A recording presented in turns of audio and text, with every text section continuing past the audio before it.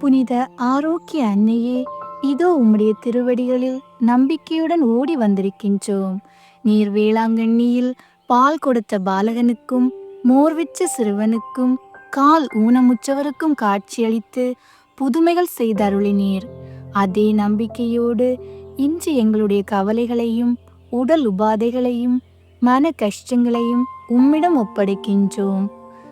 உங்களுடைய தனிப்பட்ட தேவைகளை மௌனமாக கேட்கவும். இரக்கமுள்ள தாயே, உம்முடைய திருக்குமாரன் இயேசுவிடம் எங்களுக்காக பரிந்து பேசும். எங்கள் குடும்பங்களில் அமைதியையும் உடலில் ஆரோக்கியத்தையும் உள்ளத்தில் மகிழ்ச்சியையும் தந்தருளும். தீய வழிகளில் இருந்து எங்களை காத்து எப்போதும் இறைவனின் பாதையில் நடக்க எங்களுக்கு அருள் புரியும். அற்புதங்களின் தாயே, எங்கள் வேண்டுதல்களை கேட்டு எங்களுக்கு ஆறுதல் அளித்தருளும். ஆமீன்.